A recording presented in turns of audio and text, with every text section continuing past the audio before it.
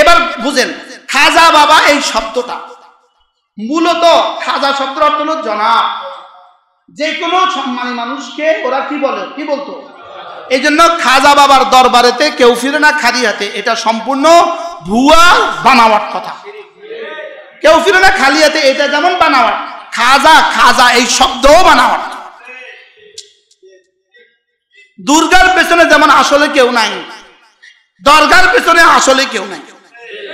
এক নমরুদ ছিল বাংলাদেশে, ওই নমরুদ বাংলাদেশের বেতনে 1,60,00,000 করে প্রতি মাসে বেতন নিত। কত বেতন নিত বলেন? 1 কোটি। আরে ওয়াজ বন্ধ করে নিত, তার কেউ করতো না। চোখ ঘুরাইয়েন না, কেউ চোখ ঘুরাইয়েন না। 1,60,00,000 প্রতি মাসে বেতন বাংলাদেশ থেকে ওনার জন্য প্রেরণ করা হতো। কি করা হতো বলেন? ওনার জন্য প্রেরণ করা হতো বাংলাদেশ থেকে প্রতি মাসে 1,60,00,000। একটা আমেরিকার প্রেসিডেন্টের বেতন ছিল 1,60,00,000। আর কুয়েতের পৃথিবীর সবচেয়ে দামি মুদ্রা কোন দেশের? কুয়েতের প্রেসিডেন্টের বেতন আছে 1,60,00,000। আর আমাদের কি পরিমাণ গুণধর হইলে, কি পরিমাণ গুণী একটা মানুষ হইলে, কত বড় নমরুদ হইলে এত বড় বেতন হয়। ফারুক আয়াম টিভি, হক্কানি ওলামাদের আগামীর পথ চলা। এক নমরুদ ছিল বাংলাদেশে, ওই নমরুদ বাংলাদেশের বেতনে 1,60,00,000 করে প্রতি মাসে বেতন নিত। কত বেতন নিত বলেন? 1,60,00,000। আরে ওয়াজ বন্ধ করে নিত, তার কেউ করতো না। চোখ ঘুরাইয়েন না, কেউ চোখ ঘুরাইয়েন না।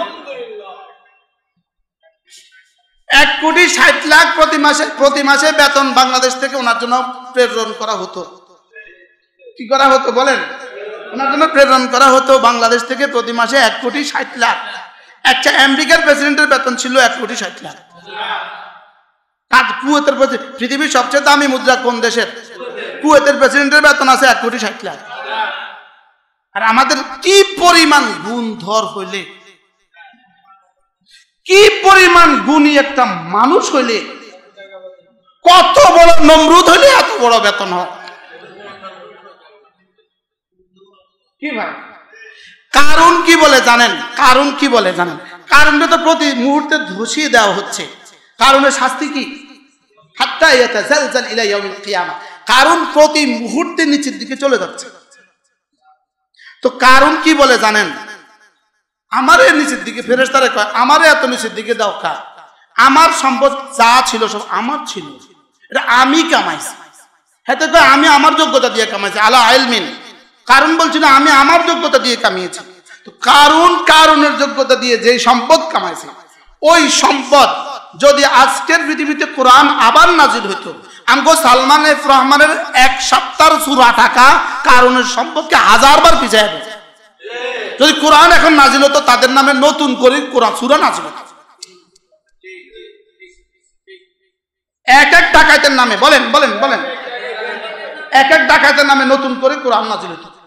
আমি যে কারণের কথা কইছিলাম, কারণ মাল নিয়ে অহংকার করছিল, আমি এখন ওটারে উড্র করে দিলাম, মানসুখ করে দিলাম, নতুন আয়াত ধরো। এদের চেয়ে বড় ডাকাতি পৃথিবীতে আর কে করছে বলেন? পুরো পৃথিবীতে এক একটা নজির স্থাপন, নজির দেখান যে এর মোকাবেলা আরেকজন মানুষ এত বড় ডাকাতি করছে। কি পরিমাণ ডাকাতি করছে বাংলাদেশে, কি পরিমাণ শেষ করছে দেশের 18 কোটি মানুষ। আল্লাহ উম্মতি মুসলিমাকে হেফাজত করেন। এরপরেও কারোর দিলে যদি এদের জন্য একটু কান্না লাগে, ভাল লাগে, ভাল লাগে লাগেন, হ্যাঁ, আপনি আপনার ঈমান দৌড়াইতে পারেন। আপনি আপনার ঈমান কি করেন? আপনি আপনার ঈমান দৌড়ান। হ্যাঁ, আল্লাহ মেহেরবানি করে হেফাজত করেন। তাহলে কি প্রশ্ন ছিল?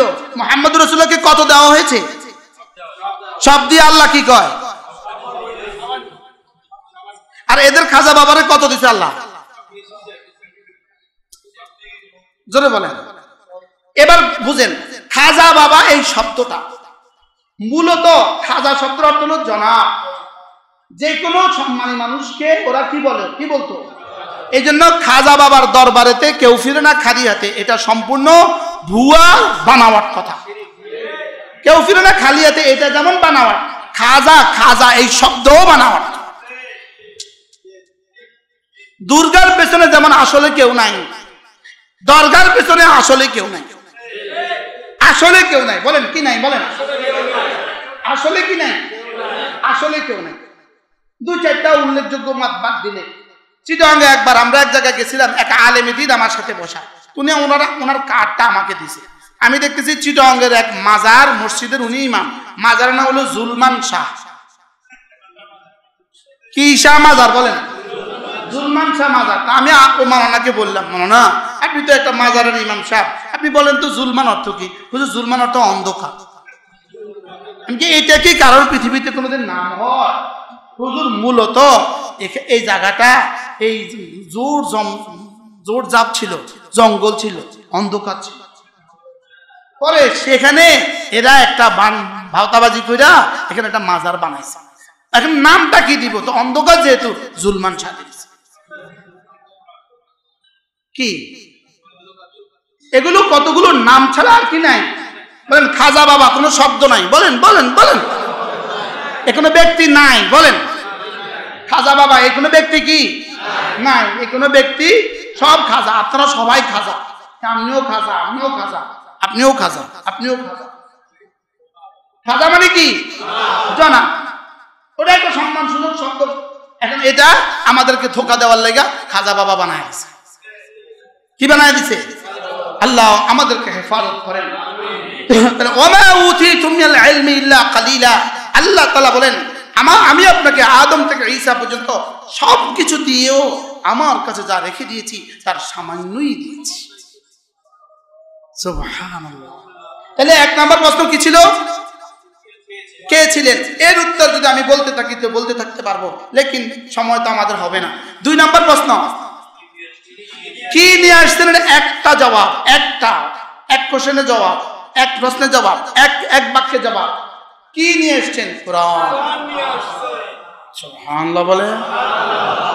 কি নিয়ে এসছেন? বাস, দুই নম্বর জবাব শেষ। তিন নম্বর প্রশ্ন বলেন কিভাবে? আবার বলেন। এই প্রশ্নের উত্তর: এক নাম্বার দাওয়াত, দুই নাম্বার তালিম, তিন নাম্বার তাবলীগ, চার নাম্বার জিহাদ। এই শব্দ শুনলে তো আবার ডর লাগে। এখন আর লাগে না। কয়টা নিয়ে আসছে? কিভাবে? কোরআন নিয়ে আসছে কিভাবে? বলেন দাওয়াতের লাইনে, তাবলীগের লাইনে, তালিমের লাইনে, জিহাদের লাইনে, তাজকিয়ার লাইনে।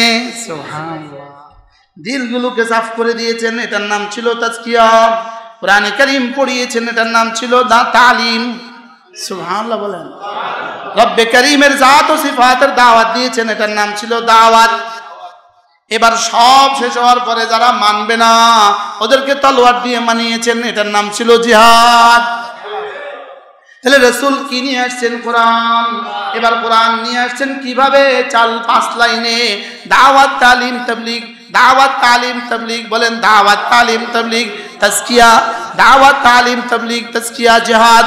দাওয়াত, তালিম, বলেন দাওয়াত, তালিম, তাবলীগ, তাজকিয়া, জিহাদ। বলেন এই চারটা দিয়ে আমার কাছে কোরআন পৌঁছিয়ে দিয়েছে। সুবহানাল্লাহ বলে। এই চারটা দিয়ে কোরআনে কারীম মাশরিক থেকে মাগরিব, শিমাল থেকে জুনুব, এই পাঁচটা দিয়ে কখনো দাওয়াত দিয়ে, কখনো তালিম দিয়ে, কখনো তাবলীগ দিয়ে, কখনো তাজকিয়া দিয়ে, আবার কখনো জিহাদ দিয়ে। সুবহানাল্লাহ। তাহলে যদি কেউ বলেন সিরাত কি জিনিস, সিরাত রাসূল কোন থে, রাসূল কি ছিলেন, দুই নম্বর রাসূল ক্যা লেকে আয়া, রাসূল কি নিয়ে এসেছেন, তিন নম্বর রাসূল কিভাবে নিয়ে আসছেন, তাহলে রাসূলের দাওয়াত, রাসূলের সিরাত, রাসূলের তালিম, রাসূলের সিরাত, রাসূলের তাবলীগ, রাসূলের সিরাত, রাসূলের তাজকিয়া, রাসূলের সিরাত, রাসূলের জিহাদ, রাসূলের সিরাত। এজন্য বদর সিরাত, উহুদ সিরাত, খন্দক সিরাত, ফাতে মক্কা সিরাত, মুতা সিরাত, খায়বার সিরাত। সুবহানাল্লাহ বলেন। কি ভাই, যদি শুধু মেসওয়াককে আপনি সিরাতের অংশ বলেন, বাকিগুলো বলবেন না কেন? কি যদি ইশরাক সিরাতের অংশ হয়, বাকিগুলো হবে না কেন? কোনটা কোনটা সিরাত না এবার বলেন। হ্যাঁ, একটা মানবেন একটা মানবেন না, আপনি আর পূর্ণাঙ্গ আশিকে রাসূল হলেন না। পূর্ণাঙ্গ কি হলেন না? আশিকে রাসূল হলেন না।